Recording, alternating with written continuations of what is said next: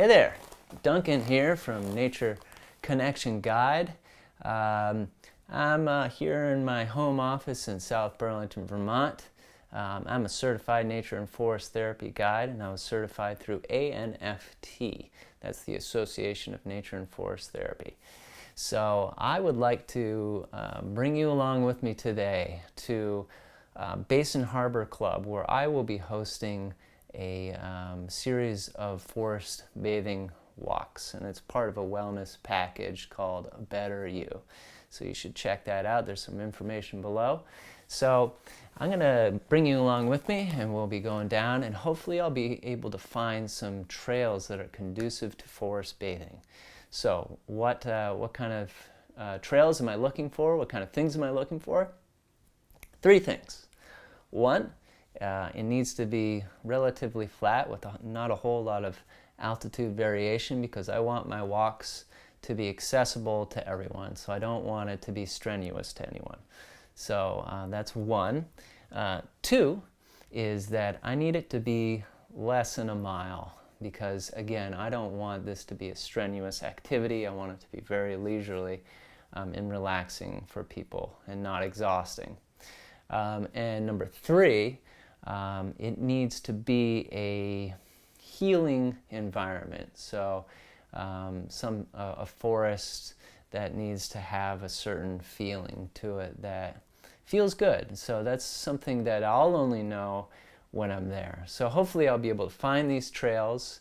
There's a lot of land there for me to explore, so I'll take you along with me. So before we start, though, I have a few things I'd like to show you. I was sent here a book called Nature's Healing Spirit, Real Life Stories to Nurture the Soul. I was sent this by Sherry McGregor. So thank you very much, Sherry McGregor, for sending this along. She wanted me to read it and share it with you and share my thoughts about what kind of book this is. I'll tell you, it's a beautiful book. It's a collection of short stories and poems all about people's experiences in nature and how it relates to their lives in whatever moment of their life that they're in. So it's a beautiful book. Some of these stories really struck me personally, and it has a very much a wide range, different perspectives, and I think any one of these stories can touch people reading them. I had a really cool passage in here highlighted, but I think I lost track of it. Here it is. Okay. It's just a short sentence, but it really struck me. The pond is always curing itself, as it does me, clearing negative thoughts, rinsing away worries, evaporating tension, and breezing peace into my life. It's a beautiful sentence, and this book is packed with beautiful sentences and thoughts about nature and our similarities in our connection to nature. It's a beautiful book. There's information below, a link there that you could look into this book. Also, I was sent by Sounds True team. Chloe and the Sounds True team sent a beautiful letter to me, a Nature Connection Guide. And included in this package were 2 books. Okay, so we have the Biophilia Effect. This is a book that I'm excited to look into. And then we have the Healing Code of Nature. Yeah, right here. I will start to read these books, and I'll let you know what they're about. This I already started a little bit in, and I'm liking it. It has a very cool concept that I'm really excited to share with you about our thoughts around nature and humans and whatnot. So right here, check it out. Got some info below. We have the top 10 forest bathing books blog piece that I wrote up, and I surveyed around 30 plus guides who are associated with, who are certified through the ANFT, about which books struck them, which books about nature connection struck them. And I have the 10 listed right there. I did a survey, and so check out that, natureconnectionguide.com. All right, so anything else? I think we're ready to roll. So I want you to come along with me. Hopefully I'll find some trails that we can explore. And I have here my trusty Vermont, New Hampshire atlas. I've pinpointed where we're gonna go in Virgins, and it's gonna be about 40 minutes. The car's all ready. I got some tunes queued up, and I think we're ready to roll. So come along with me. We're gonna see what kind of trails are out there, and you're gonna get a glimpse into what typically a nature and forest therapy guide needs to do to prepare for these forest bathing walks. All right, cool. So let's go.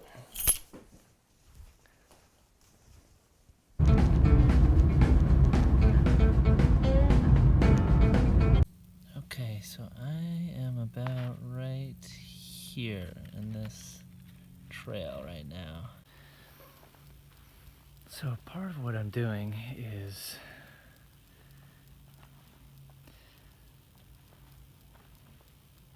getting to the trails where I'll be hosting the walks. What I'm doing is I'm not only mapping, getting my orientation down, but I'm getting familiar with the trail, and I'm getting familiar with the plants and trees and soil and rocks and all the features that this trail has. And also I'm listening for the forest to tell me, communicate what I would like to enhance during the walk. So what I mean by that is, right now I'm struck by the absolute stillness of this forest. And over there I see ferns that are very, very, very still. And they're speaking to me. So I'm going to go over and check out these ferns and just say hi and see what they have to say. So we have them right here. And it's beautiful. And as they get closer, I see them moving just a tiny, tiny bit. But all in all, they're very, very still, and they have about a real quiet quality to them. So I think one thing that I might do is an invitation. I have a series of invitations along the walks, and all certified nature and forest therapy guides have them. And so one thing that I might do, which is a invitation called What's in Motion, and this is one that a lot of guides use, and that's basically walking through the forest and seeing what is in motion, and that's simply it. So, and what is still, and how does that strike you? It's an idea. I'm here with my friend, one of my friends, a beautiful plant. I won't tell you what it is, because names and identification isn't all that important when you're forest bathing. It's more of the experience that you have with it, and the relationship that you have and you create with the plant or species that you are interacting with. So this is definitely a special friend. Button Bay Trail, continuing on. Another thing that I am doing when I scout a trail is I look out for any hazards like poison ivy. So I found our friend here, poison ivy, and 3 leaves, and also you can tell because it has these berries there, so that's a sure indicator. So we don't want to touch these.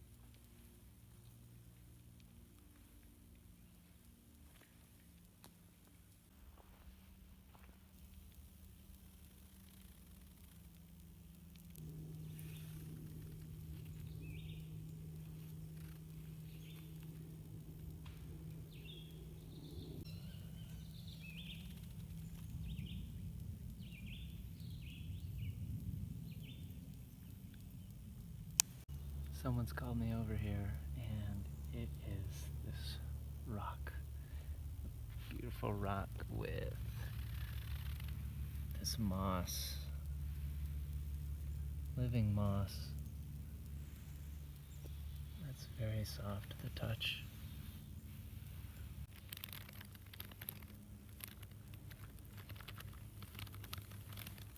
So I'm walking along, and some little red berries are calling to me, and they're saying, hey, have a snack. This is a large patch, and with forest bathing, it's experiencing the forest through all of the senses. And so we have here an opportunity to experience the forest through the sense of taste. So what I like to encourage is, if you are going to eat any plant or berry, to first give pause and ask the plant whether or not it's okay, and listen for an answer. And you will hear an answer. Maybe not audibly, but you'll sense, if you are aware and slow and intentional enough, you'll sense whether or not this is a plant that is willing to give you its nutrients and its taste. So this patch here, there's an abundant patch of this plant, and this is a friend of mine. Again, I won't tell you the name because names really aren't important, but I do know that this is an edible berry, and I will gladly accept this berry.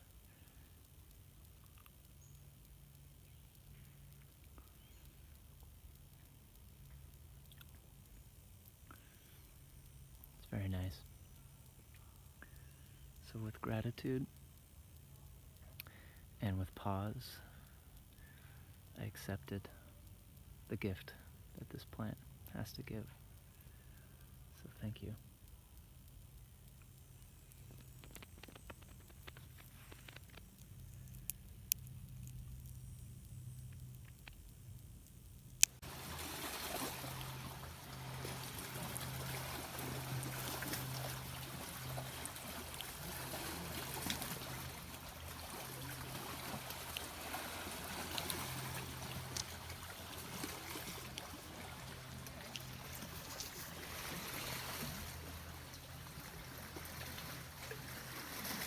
Sunset spot. So I've been walking along, and I've been hearing something slight in my peripheral hearing, and I couldn't figure out what it was until I finally realized, as I walk, daddy longlegs, little spiders, are scattering as they hear me coming through, and they're rustling the leaves ever so slightly. And it's an amazing detail that I don't think I would have honed into unless I was really listening and really immersed in this forest. And I feel really mellowed out right now. And just, it's enchanting.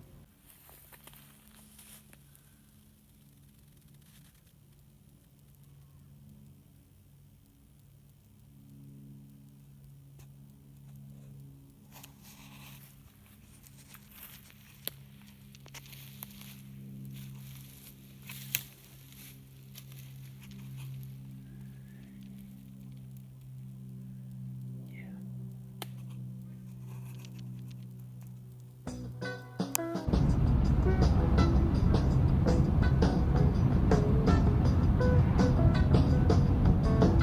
All right. So we are back.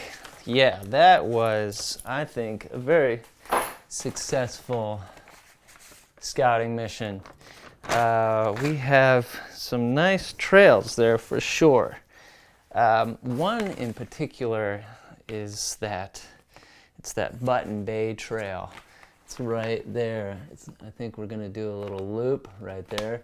Maybe we'll get even further out to that water spot that I was sitting at. Has a beautiful view. Maybe incorporate a sunset in there.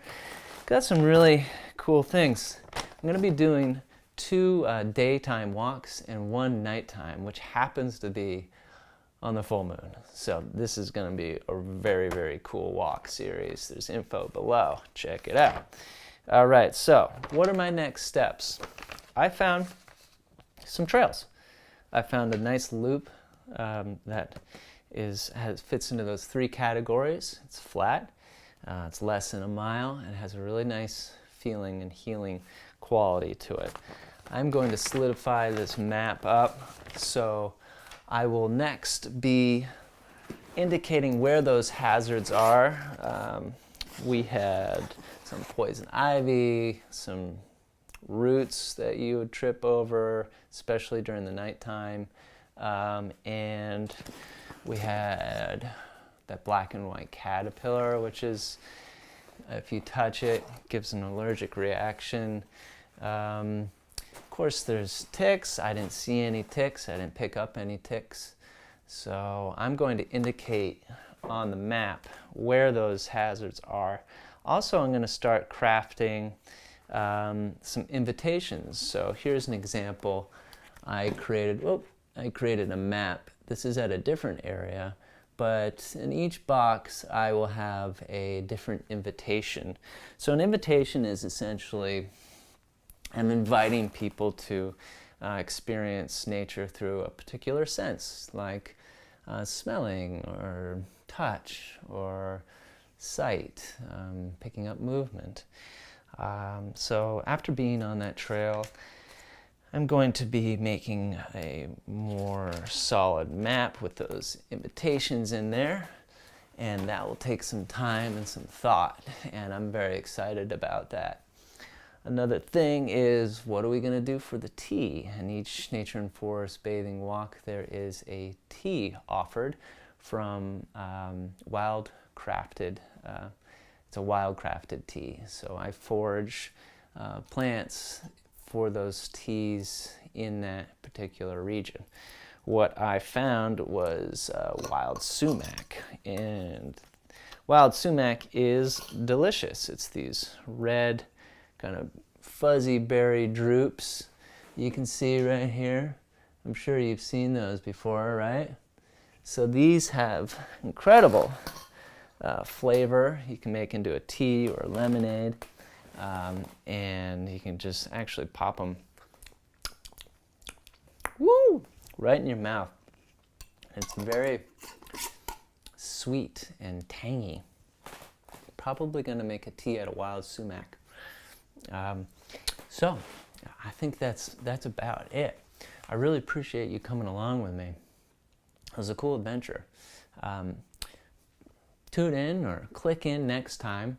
I'll be doing something else, forest bathing related and nature connection related, to help you understand what it's like to be a nature and forest therapy guide, and also what it's like to deepen your connection to the natural world. So please subscribe, check out the information below, and may the forest be with you, and I will see you next time. I gotta get to work.